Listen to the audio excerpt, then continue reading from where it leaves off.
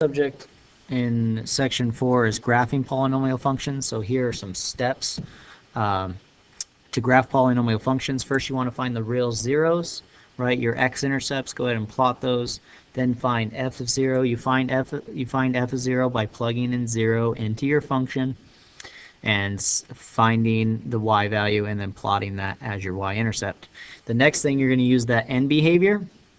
And then you're going to use where the graph crosses, how it bounces or curves through that x-axis. That was when we were talking about what's the behavior at the zeros. So you use end behavior, what's happening at the zeros, and then you could always just plug in some extra x's of your choice, whatever you want, plug those into your equation, find out the y values, and just graph those points. So once we found our x-intercepts, then we look to see what's happening at the end. Is our graph going up and down, or is it going both up, both down, or was one end going up and one end going down? And then we can always see how it's going to go through those x values by looking at our multiplicity. And then we can always graph some more points. Okay, so here we're going to go ahead and graph the polynomial. We want to find our zeros, right? And then we can put it in, we want to factor it and to see what we can get. So here we want to make sure all the factors are taken care of, right? We have all the terms. Looking at the terms, we have an exponent of 3, 2, 1, 0. So we can list our coefficients. 2, 5, -1, and -6. Then we can do our p divided by q. So that's taking our factors of our constant -6, which is plus or minus 1, plus or minus 2, and plus or minus 3, and plus or minus 6, and dividing them by every factor of 2. Factors of 2 are plus or minus 1, plus or minus 2. So I'm going to take every 8 of these and divide it by plus or minus 1, and then take all 4 of those, or 8 of those, and divide it by plus or minus 2. So that gives me the possible rational solutions. So I take 1 divided by all those, so I get 1, I just get the list, right? 1, 2, 3, and 6. Then I take all 8 of those and divide them by 2, and I get 1/2. I get 2 over 2, which is 1. It's already listed, so I didn't really have to write it. 3 over 2, 3 over 2, and then 6 over 2. And then I can just now put my plus or minuses. So I'll put them over here. So plus or minus 1. So that takes care of that one and that one. Plus or minus 2. Plus or minus 3, which takes care of that one as well.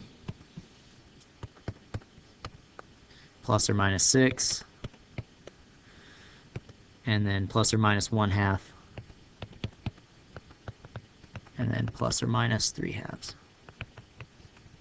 Okay, so they're all taken care of, so we're good there. So now we can go ahead and run through synthetic division.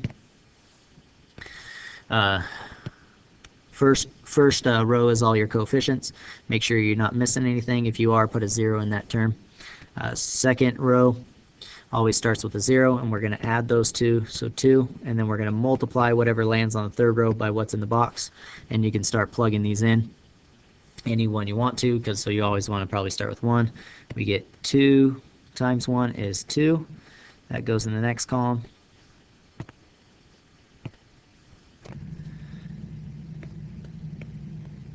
So 2, then we add those, we get 7, and we get 7, we get 6. 1 times 6 is 6. 6 minus 6 is 0. So that is one of our zeros, so x equals 1 is a solution. Now we can go ahead and take this as our new coefficient list, put 0 in the next row, and I probably want to start 1 again just in case if I have a multiplicity. 1 times 2 is 2, 9, 9, 13. Yep, so not going to work. So I don't have a multiplicity of 1, but maybe there's another one that I do have a multiplicity of. So, but we know we did start out with degree 3, so that means I should have 3 of them, right? They might not all be rational, but there is 3 of them. So I could continue on this list if I want to and run through, or since I found 1, that means I do have a 2. This would be a 2x squared. This would be a positive 7x, and this would be a positive 6. So I could do quadratic formula or try to factor this, see if it's factorable. 2 times 6 is indeed to be 12, and as the factors of 12 added up 7, that'd be 3 and 4, right? So x plus 3, x plus 4, and then divide those by my a, which is 2. So negative 3 halves would be 1, and then divide that by 2 is 2. So x equals negative 3 halves, and x equals a negative 2. So those would be my 3 zeros. So we can graph those on an x-axis, and let me go ahead and do that. So we have negative 3 halves. So 1, negative 1, 1, negative 2, positive 2. So we have negative 2 is 1. We have negative 3 halves, so 1 and 1 half. So maybe I should make this just a little bigger. And then our other one is a positive 1. All right, so let's make this a little bit bigger.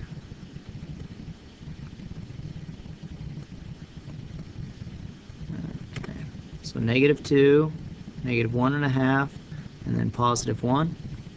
Okay, then we can look at the end behavior. So this is a degree of 3.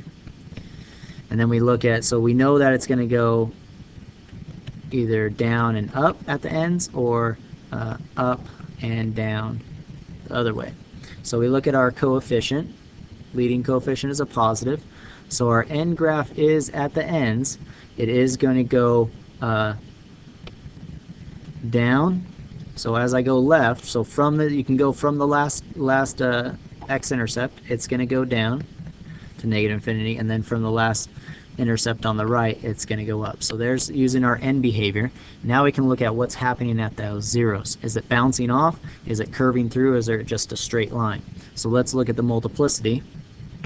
And I didn't have anything other than just a 1 multiplicity, right? So these are kind of going to go straight through here. So these are going to go straight through, not really curving, and somehow it's going to come back down and come straight through. And then we don't know how far down it's going to go, and then it's going to come back through and come up. Okay, so that's a pretty good estimate. So what you can do to be more accurate is to go ahead and pick x equals 0 and see what's happening in between here, right? So see what's happening in between these. So we can plug in 0 into our function. Let's rewrite the function up here. Okay. Okay, so what we're doing when we plug in 0, we're actually finding what is f of 0. So that would be 0 here, that would be 0 here, that would be 0 here, plus 6. So that means 0, 6. So at 0, we're at positive 6. So 1, 2, 3, 4, 5, 6. Okay. So here you can see it's above, and then I actually graph below, right? That's because this is not a positive 6. This is a negative 6. So that would make sense, right? I see how my graph should look. I plug it in. It doesn't. That's because when I looked for it, it was actually the wrong one. So 1, 2, 3, 4, 5, 6. So we'll make it fit our graph there. So 0, 6. That's why you always want to make sure, right? So it does go through that point. Now what you can do is you can go ahead and you could start plugging in more points. We could plug in like -1 and see what the graph is like. We could run through that synthetic division, see how low it is. Also, you could plug in a point, any point in between these. Sometimes that's what I recommend, is just pick a point in between your x-intercepts. So I'd pick a point there and pick a point here, which I usually do. Another way that you can see kind of what's happening is you list your x-intercepts on a number line.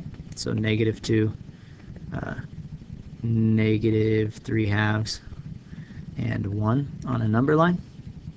And then we write these as factors. So our factors was x plus 3 halves,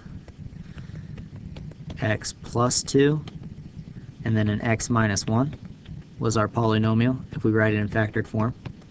And then so if we pick a point in between here, and out here, and out here, and out here, in between all those areas, and we just plug them into these factors, and we just see if they're positive or negative. So I'm actually not trying to find the y value, but I'm just going to see if they're positive or negative. That kind of lets me know what my graph kind of should do.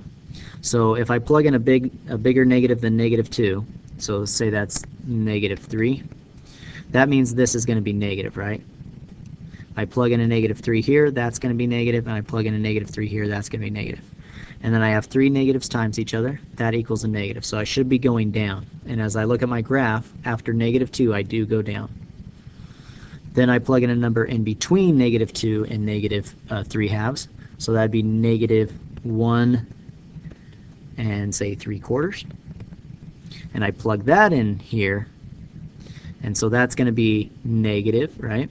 Plug it in here, that's going to be positive, and here, when I plug it in here, that's also going to be negative, and negative times positive is a positive. So this should be above, what that tells me is this should be above the x-axis. This one on the left was negative, so it should be below the x-axis. So we can check our graph. I'm indeed above the x-axis. Between these two x-intercepts, I am above, or sorry, not those two, this x-intercept and this x-intercept, I am above. My graph is above the x-axis. Then I can check a point right here. So 0, so I plug in 0. That'd be positive here, that'd be positive here, and that'd be negative here. So I should be below the x-axis, in between -3/2 and 1, which I am. So -3/2 and 1, I am below. So that's true. And then you can do the last one above 1. So I could plug in 2. I get positive, positive, positive. So I should be above the x-axis. So that's the way you can check on your graph where you should be above the x-axis or below the x-axis. Okay, so here's another one. It's already kind of factored for you. So here we can, squared means I would have 2 x's here, 1 x here, 1 x here, so I have a total of 4 x's, so it should be x to the 4th. So then it should, and then if I multiply all my leading coefficients, I have no negatives in there, so my leading coefficient should be positive. And so we have an even a, so a is even. Or sorry, a is positive, and it's x to the 4th, and that is even. So that means that our end behavior is going to go up and up. Now we have to find our zeros. This is easier to find your zeros. It's already in factor term, right? So 2 times what makes this whole thing 0? That'd be 0. So x equals 0 is a solution. Plug in what minus 3 is 0? That's a positive 3. And what plus 3 is 0, that's a negative 3, but this has a multiplicity of 2, so multiplicity of 2. Okay, so then we can start to graph. So we got 0, 0 at 0, so then at 3, 1, 2, 3 at 0, and at -3, 1, 2, 3 at 0. Then we know end behavior because it's even and it's a positive coefficient. It's going to go up here and it's going to go up here. Now the question is what happens in between. So you could look off how does it bounce off here before it goes straight through. This has a multiplicity of 1. This has a multiplicity of 1. So those are going to go straight through, and then it's going to come back and come straight through this way. And then it's got to come back through and hit this one, but this one has a multiplicity of 2, which is even. So since it's an even multiplicity, that means that it's going to bounce off and come back up. So that's how our graph should look, and we can go ahead and do the number line test. We have 0, we have 3, and we have -3. So if I plug in a number like -4 into these factors, so I plug in -4 here, -4 here, -4 here, I get 3, or I get a negative here, I get a negative here, and I get a negative here. And so then I got to take this negative, got to take this negative here and square it, so that becomes a positive.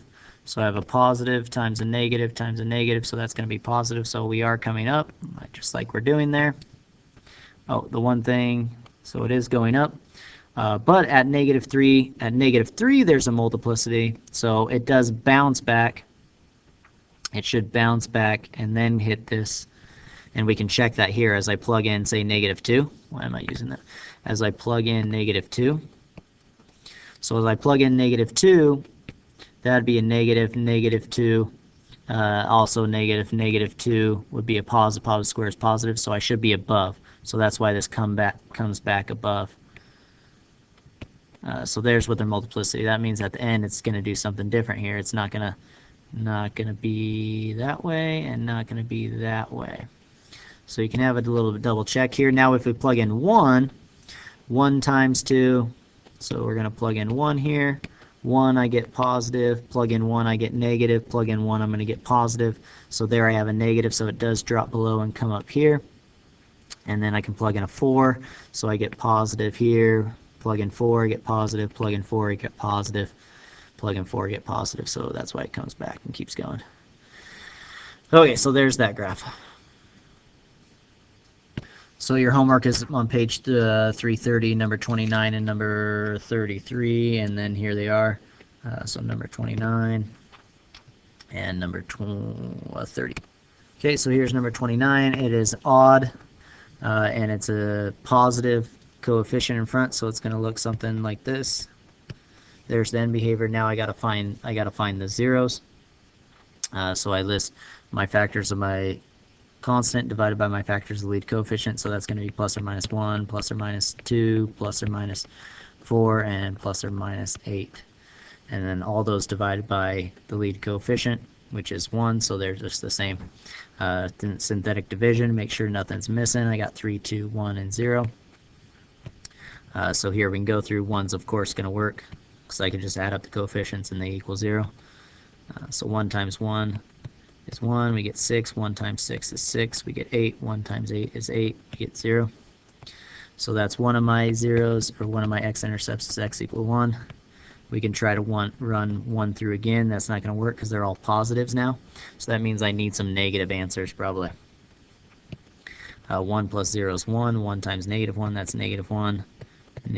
Positive 5, negative 5, nope, not going to work. But it went down to cubic, and now we're at squared. So it's probably best if we just write this as a quadratic, x squared plus 6x plus 8, and try to factor. So what times what is 8, but adds up to 6. So that's 2 and 4. And then divide those by our lead coefficient, which is 1, so that's not going to change anything. So those are our factors, plus the 1 from that one would be x minus 1. So that would be listed as factors. So that means our x-intercepts would be at 1, like we already said, at negative 2, and at negative 4.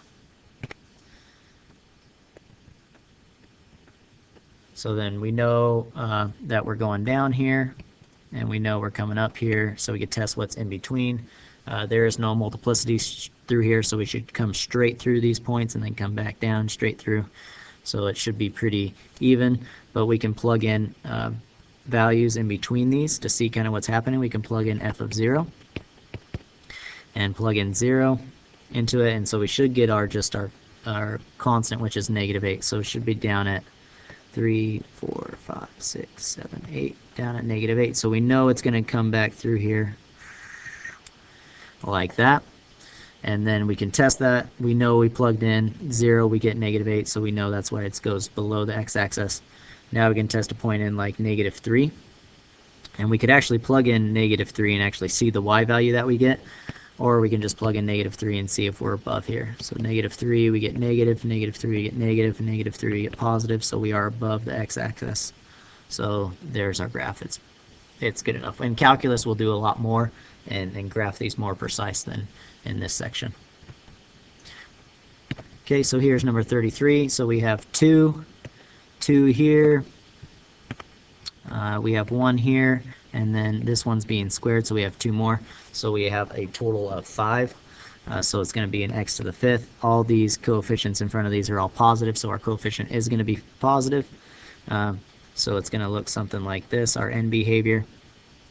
We can set each of these equal to 0 and solve for x. So x is equal to 0 with a multiplicity of 2. because it's just x squared equals 0. Or that's x squared equals 0, so that since it's x squared equals 0, there's going to be multiplicity of 2.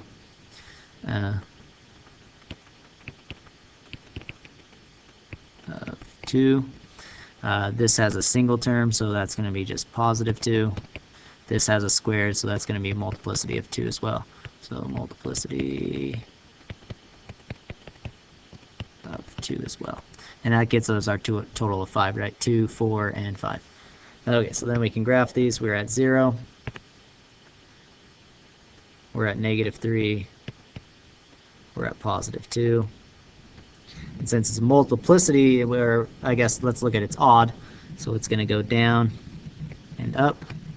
And then multiplicity of 2 at 0, what that means is it's going to reflect about 0. It's going to hit that and come back and bounce right back. Same thing with that -3. It's going to hit and bounce back. So what this looks like is probably going to come up through this, bounce back up, come around, bounce there, and come back. At -3. Dang. So at -3, it's going to bounce. It's coming from -infinity up, and it's going to hit here and bounce off. And then at 0, it's going to bounce off and then come around and go back through. So that's what it should look like. So let's go ahead and test it on a number line, right? We're at -3, we're at 0, and so we can't really plug in f of 0 because it's already done for us, but we can test some points in between these three. So -4, if we plug in -4, so -4 is positive, that turns positive, -4 is negative, -4, anything here is going to be squared, so it's automatically going to positive, so it should be negative, and we do drop below here, so that's good. Now let's plug in a number in between, like -2. -2, anything squared here is also going to be positive, so really we're just looking at this sign. And plug in a -2, we're going to get negative, so it should drop below, which we did, the x-axis. Now let's plug in +1. Again, these things don't matter, so we're really just plugging it in here. 1 minus 2 is negative, so we do drop below again. So our graph was just fine. So that's number 33.